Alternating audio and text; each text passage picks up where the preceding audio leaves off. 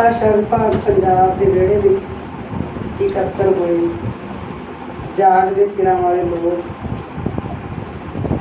बहुत ही सत्कारयोग प्रधानगी मंडल जिस दे विच बहुत ही सत्कारयोग सरदार लाभ सिंह खीवा जी, जिला भाषा अफसर दविंदर बोहा जी, इस पुस्तक के लेखक संजीव सैनी जी अते खास मेहमान डॉक्टर बलजिंदर मान जी। मैं प्रधानगी मंडल की इजाजत के नाल संजीव सिंह सैनी की जिहड़ी पुस्तक है समाज अते जीवन जाच, इस दे उपर अपना जो पेपर है जो मैनू इस किताब दे विच खूबियां जां कमियां महसूस होईयां एक आलोचक के तौर पर वो पेश करना चाहती हाँ। पेपर का नाम जो सरलेख में रखा है वो है समाज लई राह दसेरा लेख संग्रह समाज अते जीवन जाच। अजोकी जीवन शैली अते आधुनिकता के मशनूईपण ने मनुख अंदर अनेक तब्दीलियां कीतियां हन। आधुनिकता का मायावी पक्ष हरेक मनुख नूं आकर्षित कर रहा है। पेतली नज़रे देखिया साडा आला दुआला, साडा समाज, साडा रहन सहन, विद्यक रुतबा ये सब ला मिसाल तरक्की कर चुके हैं, पर डूंगी नज़रे तकिया पता लगता है कि हाले भी बहुत कुछ अणकिहा अणकीता। पंजाबी के प्रसिद्ध साहित्यकार आलोचक डॉक्टर तेजवंत मान का कथन है, मनुखी जीवन अंदर शब्द रूह हन, मनुख तो शब्द खुस जावे तां वो मनुख नहीं रहिंदा। शब्द तो बिना वो एक चिंतनहीन दिशाहीन लोक की न्यायी हो जाता है। सो संजीव सैनी ने एक लेखक होने के नाते अपने फर्ज नूं पछाणदिआं मनुखी सुभाव, नैतिक कदरां की घाट, विद्यक खेतर, वातावरण अते होर वख-वख खेतर दीआं समस्यावां आदि विषयां ते छोटे वड्डे लेखां नूं कलमबद्ध कीता है। लेखक ने अपनी लेखनी की शुरुआत अखबारां विच छोटे छोटे आर्टिकल लिखण तो की। इस पुस्तक की खासियत यह है कि इस विचले बहुगिणती लेखां राहीं लेखक अखबारां रसालियां राहीं पहलों ही पाठकों के रूबरू हो चुका है। असी सारे जानते हैं जिहड़े अखबार पढ़ते हैं कि संजीव सिंह सैनी के जिहड़े लेख ने पंजाबी के बहुगिणती अखबारां च रोज़ लगातार हर रोज़ छपते हैं। इस तरह पाठकों वालों उसके लेखों में मिले हुंगारे और प्यार कारण ही ये पुस्तक होंद विच आई। सो एक अजिही पुस्तक है जिस विच लेखक के नाल नाल पाठकों का भी भरपूर योगदान है। समाज और जीवन जाच पुस्तक राहीं साडे आले दुआले विच, साडे जीवन विच, स्थानक भाईचारिਆਂ विच वापरदियां घटनावां के दर्शन होंदे हन। लेखक की सुहिरदता इस गल राहीं पेश होंदी है कि उसने लेखां राहीं अपने लेखक होने के फर्ज अते मंतव तक पहुँचण लई पुस्तक नूं भागां अते उपभागां विच वंडिया है ताकि पाठक नूं विषयवार लेख पढ़न विच सुखैनता रहे।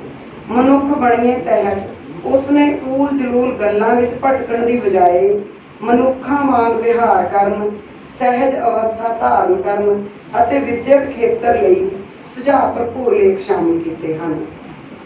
दरपेश समस्यावां विच उसने साडे समाज, प्रांत अते देश भर नूं दरपेश समस्यावां का जिक्र करन दे नाल नाल उन्हां समस्यावां दे कारण दसदिआं अते उन्हां तों निजात पाउण लई सार्थक सुझाव भी पेश किए हैं। इस दे इलावा वो सोहना वातावरण, चढ़ती कला अते फर्जां की पहचान आदि भागां राहीं बाकी मुद्दों को भी पेश करता है। हरेक सुहिरद व्यक्ति अते लेखक का सुपना वर्ग रहत, जातां जमातां रहत समाज होंदा है। इस तरह संजीव सैनी का मंतव खूबसूरत समाज, शुद्ध वातावरण अते हरियाली भरपूर चौगिरदा, पुरातन संस्कार, आधुनिक साधनों की दुरवरतों तो गुरेज अते समस्यावां रहत समाज है। ये हरेक लेखक का फर्ज भी है। मन्निया जाता है कि विश्व पद्धर ते जिन्ने बदलाव, जिन्नियां तब्दीलियां, संघर्षां, क्रांतियां होईयां उन्हां पिछे चिंतकां, लेखकां ते दार्शनिकां दे अगाह वधू विचारां ने अहम भूमिका निभाई। संजीव सिंह सैनी के लेखों विचों पाठकों नूं तत्काली मसलियां बारे भरपूर जानकारी प्राप्त होंदी है। ਜਦੋਂ ਲੇਖਕ ਸਮਾਜ ਨੂੰ ਦਰਪੇਸ਼ ਸਮੱਸਿਆਵਾਂ ਦੀ ਗੱਲ ਕਰਦਾ ਹੈ ਤਾਂ ਉਹ ਉਹਨਾਂ ਦੀ ਡੂੰਘਾਈ ਤੱਕ ਪਹੁੰਚਦਿਆਂ ਉਹਨਾਂ ਦੇ ਮੂਲ ਕਾਰਨਾਂ ਤੇ ਪੜਚੋਲੀਆ ਨਜ਼ਰ ਰੱਖਦਿਆਂ ਉਹਨਾਂ ਦੇ ਪ੍ਰਭਾਵਾਂ ਅਤੇ ਦਿਲ ਕੰਬਾਊ ਨਤੀਜਿਆਂ ਤੇ ਵੀ ਚਾਨਣਾ ਪਾਉਂਦਾ ਹੈ। ਉਹ ਸਥਾਨਕ ਪੱਧਰ ਦੀਆਂ ਤੰਗੀਆਂ ਤੁਰਸ਼ੀਆਂ ਦੇ ਨਾਲ ਕੌਮੀ ਪੱਧਰ ਦੀਆਂ ਗੰਭੀਰ ਸਮੱਸਿਆਵਾਂ ਦੀ ਨਿਸ਼ਾਨਦੇਹੀ ਕਰਦਾ ਹੈ ਅਤੇ ਰਾਜਨੀਤਿਕ ਪ੍ਰਭਾਵ ਦੀ ਸ਼ਿਕਾਰ ਨਿਆਂ ਪ੍ਰਣਾਲੀ ਪ੍ਰਤੀ ਅੰਕੜਿਆਂ ਅਤੇ ਉਦਾਹਰਨਾਂ ਸਹਿਤ ਵਿਰੋਧੀ ਸੁਰ ਸਿਰਜਦਾ ਹੈ। ਔਰਤ ਤੇ ਜ਼ੁਲਮ ਲੇਖ ਵਿੱਚੋਂ ਪੁਖਤਾ ਸਬੂਤ ਪੇਸ਼ ਕਰਦਿਆਂ ਪਾਠਕਾਂ ਅੱਗੇ ਕੌੜੀਆਂ ਸੱਚਾਈਆਂ ਪੇਸ਼ ਕਰਕੇ ਉਹਨਾਂ ਨੂੰ ਚੇਤਨ ਕਰਦਾ ਹੈ। ਪੰਜ ਆਪਾਂ ਦੀ ਧਰਤੀ ਤੇ ਵਗ ਰਹੇ ਨਸ਼ਿਆਂ ਰੂਪੀ ਛੇਵੇਂ ਦਰਿਆ ਬਾਰੇ ਲਿਖਦਿਆਂ ਉਹ ਸਾਡੇ ਸਾਹਮਣੇ ਦਿਲ ਕੰਬਾਊ ਘਟਨਾਵਾਂ ਪੇਸ਼ ਕਰਦਾ ਹੋਇਆ ਸਾਰਥਕ ਅੰਕੜੇ ਵੀ ਪੇਸ਼ ਕਰਦਾ ਹੈ। ਉਸ ਨੂੰ ਸੁਹਿਰਦ ਨਾਗਰਿਕ ਵਾਂਗ ਇਹ ਫਿਕਰ ਵੱਡ ਖਾਂਦਾ ਹੈ ਕਿ ਅਜੋਕੀ ਪੀੜ੍ਹੀ ਨਸ਼ਿਆਂ ਦੇ ਥੋੜ ਚਿਰੇ ਆਨੰਦ ਪਿੱਛੇ ਲੱਗ ਕੇ ਮਾਪਿਆਂ ਦੇ ਧਨ ਦੌਲਤ ਦੇ ਨਾਲ ਉਹਨਾਂ ਦੀਆਂ ਆਸਾਂ ਉਮੀਦਾਂ ਅਤੇ ਸੱਧਰਾਂ ਦਾ ਵੀ ਭਾਣ ਕਰ ਰਹੀ ਹੈ। ਉਹ ਸੁਝਾਅ ਦਿੰਦਾ ਹੈ ਕਿ ਜੇਕਰ ਸਰਕਾਰਾਂ ਅਤੇ ਪ੍ਰਸ਼ਾਸਨ ਸੁਹਿਰਦਤਾ ਨਾਲ ਨਸ਼ਿਆਂ ਦੀ ਸਮਗਲਿੰਗ ਨੂੰ ਰੋਕਣਾ ਚਾਹੁਣ ਤਾਂ ਸਰਹੱਦੀ ਮੁਲਕਾਂ ਦੇ ਉੱਚ ਅਧਿਕਾਰੀਆਂ ਨਾਲ ਗੱਲਬਾਤ ਦਾ ਰਸਤਾ ਸਭ ਤੋਂ ਉੱਤਮ ਰਸਤਾ ਹੈ। ਉਹ ਪਿਛਲੇ ਸਮੇਂ ਦੌਰਾਨ ਮੌਜੂਦਾ ਸਰਕਾਰ ਵੱਲੋਂ ਨਸ਼ਿਆਂ ਅਤੇ ਭ੍ਰਿਸ਼ਟਾਚਾਰ ਵਰਗੀਆਂ ਬੁਰਾਈਆਂ ਖਿਲਾਫ ਚਲਾਈ ਗਈ ਮੁਹਿੰਮ ਦਾ ਵੀ ਹਾਮੀ ਹੈ। ਕਾਫੀ ਸਮੇਂ ਤੋਂ ਇਹ ਫਿਕਰਮੰਦੀ ਆਮ ਜ਼ਾਹਰ ਕੀਤੀ ਜਾ ਰਹੀ ਹੈ ਕਿ ਨੌਜਵਾਨ ਪੀੜ੍ਹੀ ਦਾ ਪ੍ਰਵਾਸ ਇੱਕ ਬਹੁਤ ਵੱਡੀ ਸਮੱਸਿਆ ਬਣ ਚੁੱਕਾ ਹੈ। ਸਾਡੇ ਨੌਜਵਾਨ ਬੱਚੇ ਅੰਨ੍ਹੇਵਾਹ ਵਿਦੇਸ਼ਾਂ ਵੱਲ ਨੂੰ ਭੱਜਣ ਦੇ ਆਹ ਲੱਗੇ ਹੋਏ ਹਨ। ਜਿੱਥੇ ਦੇਸ਼ ਵਿੱਚੋਂ ਹੁਸ਼ਿਆਰ ਅਤੇ ਜਵਾਨ ਪੀੜ੍ਹੀ ਦਾ ਪ੍ਰਵਾਸ ਹੋ ਰਿਹਾ ਹੈ, ਉੱਥੇ ਇਸ ਪ੍ਰਵਾਸ ਦੀ ਲਗਾਤਾਰਤਾ ਨੇ ਬ੍ਰੇਨ ਡਰੇਨ ਵਾਲੀ ਭਿਆਨਕ ਸਥਿਤੀ ਬਣਾ ਦਿੱਤੀ ਹੈ। ਇੱਕ ਪਾਸੇ ਤਾਂ ਸਾਡੇ ਮੁਲਕ ਅਤੇ ਸੂਬੇ ਨੂੰ ਬਹੁਤਿਕ ਘਾਟਾ ਪੈ ਰਿਹਾ ਹੈ, ਦੂਜਾ ਹੌਲੀ ਸਾਡਾ ਮੁਲਕ ਖਾਸ ਕਰ ਪੰਜਾਬ ਵਿੱਚ ਨੌਜਵਾਨਾਂ ਦੀ ਗਿਣਤੀ ਘਟਦੀ ਜਾ ਰਹੀ ਹੈ। ਸੰਜੀਵ ਸੈਣੀ ਇਸ ਵਿਸ਼ੇ ਤੇ ਲਿਖੇ ਕਈ ਲੇਖਾਂ ਰਾਹੀਂ ਜਿੱਥੇ ਨੌਜਵਾਨਾਂ ਦੇ ਵਿਦੇਸ਼ੀ ਪ੍ਰਵਾਸ ਪ੍ਰਤੀ ਆਕਰਸ਼ਣ ਤੇ ਚਿੰਤਾ ਪ੍ਰਗਟ ਕਰਦਾ ਹੈ, ਉੱਥੇ ਇਸ ਦੇ ਮੂਲ ਕਾਰਨਾਂ ਦੀ ਗੱਲ ਕਰਦਿਆਂ ਸਰਕਾਰਾਂ ਨੂੰ ਵੀ ਕਟਹਿਰੇ ਵਿੱਚ ਖੜਾ ਕਰਦਾ ਹੈ। ਜੇਕਰ ਸਾਡੇ ਮੁਲਕ ਵਿੱਚ ਰੁਜ਼ਗਾਰ ਦੇ ਚੰਗੇ ਮੌਕੇ ਮੁਹੱਈਆ ਕਰਵਾਏ ਜਾਣ ਤਾਂ ਪ੍ਰਵਾਸ ਦੀ ਦੌੜ ਨਿਸ਼ਚੇ ਹੀ ਘਟ ਸਕਦੀ ਹੈ। ਵਾਤਾਵਰਨ ਗੰਧਲੇਪਣ ਤੋਂ ਚਿੰਤਤ ਲੇਖਕ ਪ੍ਰਦੂਸ਼ਣ ਦੇ ਜੀਵਨ ਤੇ ਕੁਪ੍ਰਭਾਵਾਂ ਦੇ ਨਾਲ ਅਜਿਹੀਆਂ ਸੱਚਾਈਆਂ ਦੱਸਦਾ ਹੈ ਕਿ ਪਾਠਕ ਦਾ ਮਨ ਮਸਤਕ ਸੋਚਣ ਲਈ ਮਜਬੂਰ ਹੋ ਜਾਂਦਾ ਹੈ ਕਿ ਕੀ ਅਸੀਂ ਪੌਣ ਪਾਣੀ ਦੀ ਸ਼ੁੱਧਤਾ ਲਈ ਕਰੋਨਾ ਵਰਗੀਆਂ ਮਹਾਮਾਰੀਆਂ ਦੀ ਹੀ ਉਡੀਕ ਕਰਦੇ ਰਹਾਂਗੇ। ਇਹ ਅਜੋਕੇ ਸਮੇਂ ਦੀ ਬੇਹੱਦ ਗੰਭੀਰ ਸਮੱਸਿਆ ਹੈ ਕਿ ਗੰਧਲੇ ਵਾਤਾਵਰਣ ਕਾਰਨ ਅਨੇਕਾਂ ਗੰਭੀਰ ਬਿਮਾਰੀਆਂ ਨੇ ਸਾਰੀ ਮਨੁੱਖਤਾ ਨੂੰ ਜਕੜ ਲਿਆ ਹੈ। ਪਰ ਹੈਰਾਨੀ ਦੀ ਗੱਲ ਹੈ ਕਿ ਕਰੋਨਾ ਕਾਲ ਵਿੱਚ ਜਦੋਂ ਸਮੁੱਚੀ ਜੀਵਨ ਸ਼ੈਲੀ ਅਪੰਗ ਹੋ ਚੁੱਕੀ ਸੀ ਤਾਂ ਵਾਤਾਵਰਣ ਸ਼ੁੱਧ ਹੋ ਗਿਆ ਸੀ। ਕੁਦਰਤ ਨਾਲ ਖਿਲਵਾੜ ਨਾ ਕਰਨ ਦੀਆਂ ਅਰਜ਼ੋਈਆਂ ਕਰਦਿਆਂ ਸੰਜੀਵ ਸੈਣੀ ਪੁਰਾਤਨ ਸ਼ੈਲੀ ਨੂੰ ਅਪਣਾਉਣ ਤੇ ਜ਼ੋਰ ਦਿੰਦਾ ਹੈ। ਪੁਰਾਤਨ ਪੰਜਾਬੀ ਵਿਰਸਾ ਉਸ ਨੂੰ ਬੇਹੱਦ ਖੂਬਸੂਰਤ ਜਾਪਦਾ ਹੈ। ਉਸ ਨੇ ਅਨੇਕਾਂ ਲੇਖਾਂ ਰਾਹੀਂ ਪੁਰਾਤਨ ਰਸਮਾਂ ਰਿਵਾਜ਼ਾਂ ਨੂੰ ਅਪਣਾਉਣ ਦੀ ਗੱਲ ਕਹੀ ਹੈ। ਅਨੇਕਾਂ ਰਿਵਾਜ਼ਾਂ ਦੇ ਵਿਗਿਆਨਕ ਕਾਰਨ ਦੱਸਦਿਆਂ ਉਹ ਸਾਡੇ ਪੁਰਖਿਆਂ ਦੀ ਬੌਧਿਕਤਾ ਅੱਗੇ ਸਿਰ ਝੁਕਾਉਂਦਾ ਹੈ। ਇਸ ਪੁਸਤਕ ਅੰਦਰ ਪੁਰਾਣੇ ਪੰਜਾਬੀ ਸੱਭਿਆਚਾਰ ਦੇ ਦਰਸ਼ਨ ਵੀ ਹੁੰਦੇ ਹਨ। ਪੁਰਾਣੇ ਸਿੱਧੇ ਸਾਦੇ ਸਰਲ ਲੋਕਾਂ ਦੀਆਂ ਚੰਗਿਆਈਆਂ ਨੂੰ ਸੁਣਾਉਂਦਾ ਲੇਖਕ ਆਧੁਨਿਕਤਾ ਦੀ ਹਨੇਰੀ ਕਾਰਨ ਚੁਸਤ ਚਲਾਕ ਅਤੇ ਜਾਲਸਾਜ਼ੀ ਦਾ ਸ਼ਿਕਾਰ ਹੋਏ ਲੋਕਾਂ ਦੇ ਵਿਹਾਰ ਪ੍ਰਤੀ ਰੁਦਨ ਵੀ ਕਰਦਾ ਹੈ। ਅਜਿਹੇ ਆਧੁਨਿਕ ਕਹਾਉਣ ਵਾਲੇ ਲੋਕ ਜਿੱਥੇ ਸਮਾਜ ਸਾਹਮਣੇ ਗਲਤ ਉਦਾਹਰਨਾਂ ਬਣ ਕੇ ਪੇਸ਼ ਹੁੰਦੇ ਹਨ, ਉੱਥੇ ਫੋਕੇ ਦਿਖਾਵੇ ਕਾਰਨ ਖਾਣੇ ਦੀ ਦੁਰਵਰਤੋਂ, ਪੈਸਿਆਂ ਦੀ ਬੇਲੋੜੀ ਵਰਤੋਂ, ਇੱਥੋਂ ਤੱਕ ਕਿ ਵਾਤਾਵਰਣ ਦੀ ਬਰਬਾਦੀ ਰਾਹੀਂ ਸਮਾਜ ਲਈ ਘਾਤਕ ਸਿੱਧ ਹੋ ਰਹੇ ਹਨ। ਅਜਿਹੇ ਦਿਖਾਵਾਕਾਰੀ ਲੋਕ ਮੱਧ ਵਰਗੀ ਸ਼੍ਰੇਣੀ ਅਤੇ ਗਰੀਬ ਸ਼੍ਰੇਣੀ ਦੇ ਲੋਕਾਂ ਅੰਦਰ ਹੀਣ ਭਾਵਨਾ ਪੈਦਾ ਕਰਦੇ ਹਨ, ਜੋ ਕਿ ਇੱਕ ਆਦਰਸ਼ ਸਮਾਜਿਕ ਸੰਤੋਲ ਲਈ ਬੇਹੱਦ ਨੁਕਸਾਨਦਾਇਕ ਹੈ। ਸਾਡੇ ਪੁਰਖਿਆਂ ਨੇ ਸਾਨੂੰ ਉੱਚ ਆਚਰਣ ਤੇ ਜੀਵਨ ਜਿਉਣ ਦੀ ਸਿੱਖਿਆ ਦੇਣ ਹਿੱਤ ਅਖੌਤਾਂ ਅਤੇ ਮੁਹਾਵਰੇ ਘੜੇ ਸਨ, ਜੋ ਸੀਨਾ ਬਸੀਨਾ ਸਾਡੇ ਤੱਕ ਪਹੁੰਚੇ। ਸੰਜੀਵ ਸੈਣੀ ਨੇ ਉਹਨਾਂ ਅਖੌਤਾਂ ਅਤੇ ਮੁਹਾਵਰਿਆਂ ਦੇ ਕੇਂਦਰੀ ਵਿਸ਼ਿਆਂ ਨੂੰ ਲੈ ਕੇ ਵੀ ਕਈ ਖੂਬਸੂਰਤ ਲੇਖ ਲਿਖੇ ਹਨ, ਜਿਵੇਂ ਖਾਈਏ ਮਨ ਭਾਉਂਦਾ, ਪਹਿਨੀਏ ਜਗ ਭਾਉਂਦਾ, ਲੰਘਿਆ ਵੇਲਾ ਹੱਥ ਨਹੀਂ ਆਉਂਦਾ, ਸੁਣੋ ਸਭ ਦੀ ਕਰੋ ਮਨ ਦੀ, ਚਿੰਤਾ ਚਿਤਾ ਸਮਾਨ ਇਤਿਹਾਸ। ਇਹ ਸੰਜੀਵ ਸੈਣੀ ਦਾ ਸਾਖੀ ਗੁਣ ਵੀ ਹੈ ਅਤੇ ਪਰਿਵਾਰਕ ਸੰਸਕਾਰ ਵੀ ਕਿ ਉਹ ਪੈਰ ਪੈਰ ਤੇ ਸਾਦਗੀ ਭਰਪੂਰ ਉੱਚ ਇਖਲਾਕੀ ਜੀਵਨ ਦੀ ਤਾਈਦ ਕਰਦਾ ਹੈ। ਬੱਚਿਆਂ ਅਤੇ ਵਿਦਿਆਰਥੀਆਂ ਲਈ ਲਿਖੇ ਲੇਖ ਪਾਠਕਾਂ ਦੀ ਵਿਸ਼ੇਸ਼ ਖਿੱਚ ਦਾ ਕਾਰਨ ਬਣਦੇ ਹਨ। ਜਿੱਥੇ ਲੇਖਕ ਨੇ ਬੱਚਿਆਂ ਅੰਦਰ ਜੰਕ ਫੂਡ ਦਾ ਰੁਝਾਨ ਅਤੇ ਮੋਬਾਈਲ ਦੀ ਦੁਰਵਰਤੋਂ ਆਦਤਾਂ ਬਾਰੇ ਲਿਖਿਆ ਹੈ, ਉੱਥੇ ਵਿਦਿਆਰਥੀਆਂ ਨੂੰ ਲਿਖਾਈ ਦੀ ਸੁੰਦਰਤਾ, ਪ੍ਰੀਖਿਆਵਾਂ ਦੀ ਤਿਆਰੀ ਅਤੇ ਇੰਟਰਵਿਊ ਆਦਿ ਲਈ ਲਾਹੇਵੰਦ ਨੁਕਤਿਆਂ ਤੋਂ ਵੀ ਜਾਣੂ ਕਰਵਾਇਆ ਹੈ। ਪੁਸਤਕ ਵਿਚਲੇ ਲੇਖਾਂ ਵਿੱਚ ਪ੍ਰੀਖਿਆਵਾਂ ਵਿੱਚ ਸਖਤ ਮਿਹਨਤ ਕਰਨ ਅਤੇ ਸਮਾਂ ਸਾਰਣੀਆਂ ਬਣਾ ਕੇ ਪੜ੍ਹਾਈ ਕਰਨ ਲਈ ਹਦਾਇਤਾਂ ਵੀ ਹਨ ਅਤੇ ਵਿਦਿਆਰਥੀਆਂ ਨੂੰ ਪ੍ਰੀਖਿਆ ਦੇ ਦਿਨਾਂ ਦੌਰਾਨ ਨੋਟਸ ਬਣਾਉਣ, ਖੁਰਾਕ ਦਾ ਧਿਆਨ ਰੱਖਣ ਅਤੇ ਸ਼ੁੱਧ ਖੁਰਾਕ ਖਾਣ ਬਾਰੇ ਸੁਝਾਅ ਵੀ ਦਿੱਤੇ ਗਏ ਹਨ। ਪਰ ਲੇਖਕ ਨੇ ਮਾਪਿਆਂ ਨੂੰ ਹਦਾਇਤ ਵੀ ਕੀਤੀ ਹੈ ਕਿ ਉਹ ਅੰਕਾਂ ਦੀ ਪ੍ਰਤੀਸ਼ਤਤਾ ਦੀ ਸ਼ਰਤ ਲਗਾ ਕੇ ਬੱਚਿਆਂ ਨੂੰ ਮੁਕਾਬਲੇ ਦੀ ਬੇਲੋੜੀ ਦੌੜ ਵਿੱਚ ਨਾ ਪਾਉਣ। ਸਿਵਲ, ਪ੍ਰਸ਼ਾਸਨਿਕ ਅਤੇ ਏਅਰਫੋਰਸ ਅਧਿਕਾਰੀਆਂ ਦੀ ਲਿਖਾਈ ਦੀ ਸੁੰਦਰਤਾ ਦੀ ਗੱਲ ਕਰਦਿਆਂ ਉਹ ਸਮੁੱਚੇ ਵਿਦਿਆਰਥੀ ਵਰਗ ਲਈ ਰਾਹ ਦਸੇਰਾ ਬਣ ਗਿਆ ਹੈ। ਆਪਣੇ ਲੇਖਾਂ ਰਾਹੀਂ ਲੇਖਕ ਨੇ ਵਾਰ-ਵਾਰ ਲਗਾਤਾਰ ਨੈਤਿਕ ਕਦਰਾਂ ਕੀਮਤਾਂ ਅਪਣਾਉਣ 'ਤੇ ਜ਼ੋਰ ਦਿੱਤਾ ਹੈ। ਉਹ ਗਲਤ ਆਦਤਾਂ ਦੇ ਸ਼ਿਕਾਰ ਨੌਜਵਾਨਾਂ ਨੂੰ ਬਜ਼ੁਰਗਾਂ ਦੇ ਕਹੇ ਬੋਲਾਂ ਰਾਹੀਂ, ਗੁਰਬਾਣੀ ਦੀਆਂ ਤੁਕਾਂ ਰਾਹੀਂ ਅਤੇ ਆਲੇ ਦੁਆਲੇ ਦੀਆਂ ਉਦਾਹਰਨਾਂ ਸਹਿਤ ਸਿੱਖਿਆ ਦੇਣ ਦੀ ਕੋਸ਼ਿਸ਼ ਕਰ ਰਿਹਾ ਹੈ।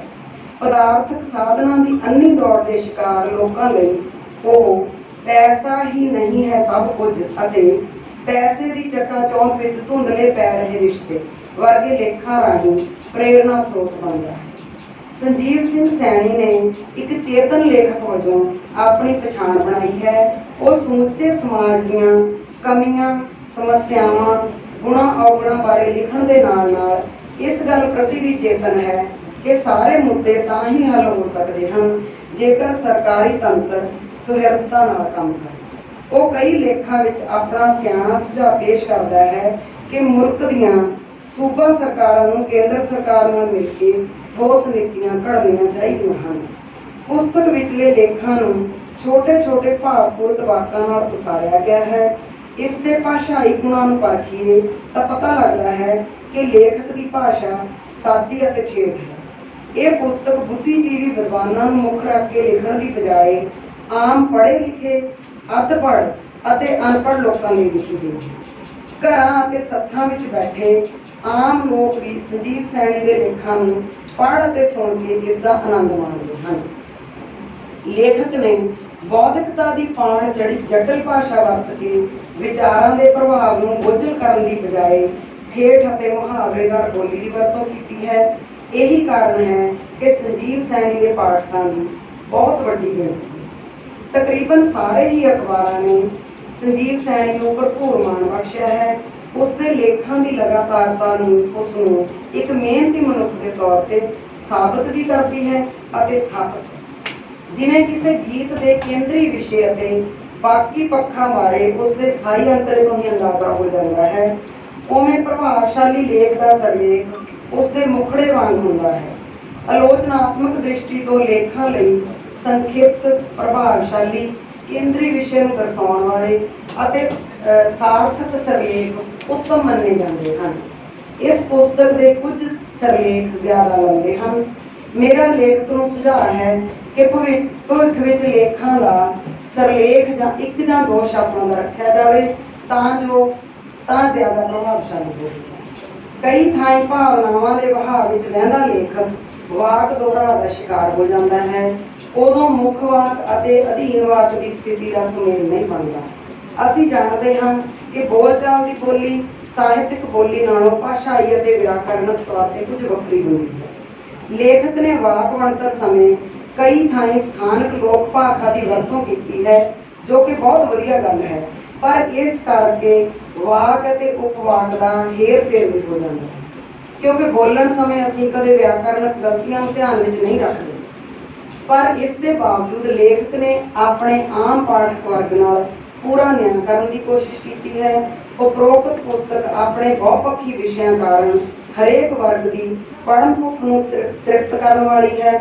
ਇਹ ਆਧੁਨਿਕ ਪੀੜ੍ਹੀ ਖਾਸਕਰ ਨੌਜਵਾਨਾਂ ਤੇ ਵਿਦਿਆਰਥੀਆਂ ਦੇ ਪੜ੍ਹਨਯੋਗ ਪੁਸਤਕ ਹੈ। ਮੈਂ ਸੰਜੀਵ ਸਿੰਘ ਸੈਣੀ ਨੂੰ ਇਸ ਪੁਸਤਕ ਦੇ ਲਈ ਬਹੁਤ ਬਹੁਤ ਮੁਬਾਰਕਬਾਦ। ਇੱਕ ਗੱਲ ਜਿਹੜੀ ਮੈਂ ਪ੍ਰਧਾਨਗੀ ਮੰਡਲ ਨੂੰ ਖਾਸ ਕਹਿਣਾ ਚਾਹੁੰਦੀ ਹਾਂ ਵੀ ਇਸ ਪਰਚੇ ਦੇ ਵਿੱਚ ਜਾਣਬੁੱਝ ਕੇ ਨਹੀਂ ਲਿਖੀ ਗਈ। ਉਹ ਇਸ ਤਰ੍ਹਾਂ ਬਣ ਜਾਂਦਾ ਵੀ ਪਤਾ ਨਹੀਂ ਜਿਹੜਾ ਲੇਖਕ ਹੈ ਉਹ ਪਰਚਾ ਲੇਖਕ ਨੂੰ ਪ੍ਰਭਾਵਿਤ ਕਰ ਰਿਹਾ। ਮੈਂ ਇਸ ਪੁਸਤਕ ਨੂੰ ਬਾਅਦ 'ਚ ਪੜ੍ਹਿਆ। ਪਹਿਲਾਂ ਮੈਂ ਸੰਜੀਵ ਸੈਣੀ ਦੇ ਜਿਹੜੇ ਲੇਖ ਨੇ ਉਹਨਾਂ ਨੂੰ ਵੱਖ-ਵੱਖ ਅਖਬਾਰਾਂ ਰਾਹੀਂ ਪੜ੍ਹਿਆ। ਮੈਂ ਸੰਜੀਵ ਸੈਣੀ ਨੂੰ ਇਸ ਤਰ੍ਹਾਂ ਨਾਲ ਮਿਲੀ ਕਿ ਮੇਰਾ ਇੱਕ ਲੇਖ ਪੰਜਾਬੀ ਟ੍ਰਿਬਿਊਨ ਦੇ ਵਿੱਚ 2016 ਦੇ ਵਿੱਚ ਛਪਿਆ ਸੀ। ਇਹਨੇ ਬੱਚੇ ਨੇ ਮੈਨੂੰ ਫੋਨ ਕੀਤਾ ਤਾਂ ਉਦੋਂ ਮੇਰਾ ਨੰਬਰ ਹੈ ਜਿਹੜਾ ਨੋਟ ਕਰ ਲਿਆ। ਉਸ ਤੋਂ ਬਾਅਦ ਮੈਂ ਇਹਦੇ ਲੇਖ ਪੜ੍ਹੇ, ਇਹਦੀ ਸ਼ਲਾਘਾ ਕੀਤੀ। ਇਸ ਦੀ ਪੁਸਤਕ ਦਾ ਖਰੜਾ ਜਿਹੜਾ ਮੇਰੇ ਕੋਲ ਪਹੁੰਚਿਆ PDF ਰਾਹੀਂ, ਮੇਰੇ ਹਸਬੈਂਡ ਸਰਦਾਰ ਗੁਰਜਿੰਦਰ ਸਿੰਘ ਰਸੀਆ ਤੇ ਮੈਂ, ਅਸੀਂ 2 ਪੜ੍ਹਤਾਂ ਕਰਕੇ ਉਸ ਦੀਆਂ ਜਿਹੜੀਆਂ ਪ੍ਰੂਫ ਰੀਡਿੰਗ ਵੀ ਕੀਤੀ। ਪਰ ਜਿਹੜੀ ਗੱਲ ਇਹਦੇ 'ਚ ਪਰਚੇ ਦੇ ਵਿੱਚ ਨਹੀਂ ਲਿਖੀ ਜਾ ਸਕਦੀ, ਸੰਜੀਵ ਸੈਣੀ ਦੇ ਲੇਖ ਨੇ ਜਿਹੜੇ ਪੁਸਤਕ ਦੇ ਵਿੱਚੋਂ ਤੁਸੀਂ ਪੜ੍ਹ ਕੇ ਦੇਖਿਓ। ਮੈਂ ਬੋਹਾ ਸਰ ਨੂੰ ਵੀ ਵਿਸ਼ੇਸ਼ ਤੌਰ ਤੇ ਕਹੂੰਗੀ ਵੀ ਤੁਸੀਂ ਵੀ ਪੜ੍ਹੀ ਹੈ ਇਹ ਪੁਸਤਕ। ਇਹਨਾਂ ਲੇਖਾਂ ਦੇ ਵਿੱਚ ਇਹ ਖਾਸੀਅਤ ਹੈ ਕਿ ਇਹ ਸਿਲੇਬਸਾਂ ਦੇ ਵਿੱਚ ਲੱਗਣ ਦੀ ਮਤਲਬ ਸਮਰੱਥਾ ਰੱਖਦੇ ਨੇ, ਕਿਉਂਕਿ ਆਮ ਵਿਦਿਆਰਥੀਆਂ ਦੇ ਲਈ ਨੇ, ਆਮ ਨੌਜਵਾਨ ਬੱਚਿਆਂ ਦੇ ਲਈ ਨੇ। ਅਸੀਂ ਸਕੂਲਾਂ ਦੇ ਟੀਚਰ ਹਾਂ, ਅਸੀਂ ਟੀਚਰ ਹਾਂ, ਸਾਨੂੰ ਪਤਾ ਅਡੋਲਸੈਂਸ ਪੀਰੀਅਡ ਦੇ ਵਿੱਚ, ਕਿਸ਼ੋਰ ਅਵਸਥਾ ਦੇ ਵਿੱਚ ਬੱਚਿਆਂ ਨੂੰ ਕਿੰਨੀਆਂ ਬੁਰੀਆਂ ਆਦਤਾਂ ਪੈ ਜਾਂਦੀਆਂ ਨੇ, ਕਿਵੇਂ ਮੋੜਨੇ ਪੈਂਦੇ ਨੇ। ਮੈਂ ਖੁਦ ਤੇ ਮੇਰੇ ਹਸਬੈਂਡ ਨੇ ਜਿਹੜੇ ਅਸੀਂ ਆਪਣੇ ਜਿਹੜੀ ਸਵੇਰ ਦੀ ਪ੍ਰਾਰਥਨਾ ਸਭਾ ਹੁੰਦੀ ਹੈ ਉਹਦੇ 'ਚ ਆਪਣੇ ਵਿਦਿਆਰਥੀਆਂ ਤੋਂ ਸੰਜੀਵ ਸੈਣੀ ਦਾ ਜਿਹੜਾ ਲੇਖ ਅਖਬਾਰ 'ਚ ਛਪਦਾ ਉਹ ਬੱਚਿਆਂ ਤੋਂ ਪੜ੍ਹਾਉਂਦੇ। ਮੇਰੇ ਕਹਿਣ ਤੋਂ ਮਤਲਬ ਇਹ ਹੈ ਵੀ ਇਸ ਦੀ ਜਿਹੜੀ ਤਾਰੀਫ ਹੈ ਉਹ ਕੋਈ ਨਜਾਇਜ਼ ਨਹੀਂ। ਇਹ ਜਦੋਂ ਪੁਸਤਕ ਪੜ੍ਹੀ ਜਾਊਗੀ, ਪਾਠਕਾਂ ਵੱਲੋਂ ਪੜ੍ਹੀ ਜਾਊਗੀ, ਉਦੋਂ ਪਤਾ ਲੱਗੇਗਾ ਕਿ ਇਸ ਦੇ ਲੇਖਾਂ ਦੇ ਵਿੱਚ ਵਾਕਈ ਇਹ ਕਾਬਲੀਅਤ। ਬਹੁਤ ਬਹੁਤ ਸ਼ੁਕਰੀਆ।